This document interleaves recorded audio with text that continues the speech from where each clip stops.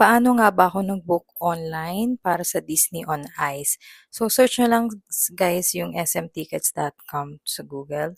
And then, pili lang kayo anong date yung gusto nyo.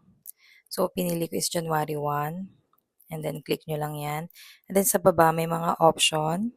Ayun din yung mga yung seat plan nila. Doon kayo pipili kung saan nyo gustong umupo. And then yan, may mga choices kung front row, SVIP, VVIP, VIP Center, Premium, Regular, Upper Box, and then yung Upper Box Premium and Regular. Magla-login muna kayo guys. Kung wala pa kayong account, magre-register kayo. And then yan, magla-login muna tayo. Yan, so enter nyo username and password nyo. Ayan na siya. So, ayan, pipili kayo ngayon kung sang seats yung gusto nyo. So, yung napili ko is yung BBIP 117 kasi dito yung maraming good reviews. Magandang view daw meron dito. So, try natin.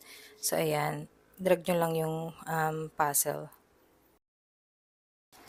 Ayan, as you can see guys, yung gray dun sa gilid, na-book ko na siya. So, papakita ko lang ulit ngayon kung paano mag-book. So, ayan, for example, yung B19, nag-color blue, ayan. Kiklik nyo lang siya.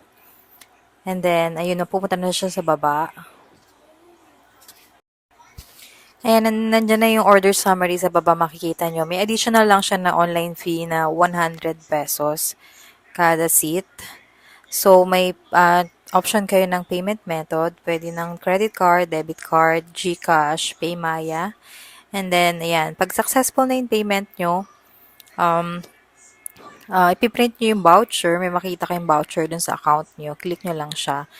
And then, piprint nyo. And then, pupunta kayo sa any SM Cinema na partner nila. Then, exchange nyo yung voucher na printed na yun. Then, bibigyan nila kayo ng mismong ticket para dun sa Disney on Ice. Yun lang. Thank you!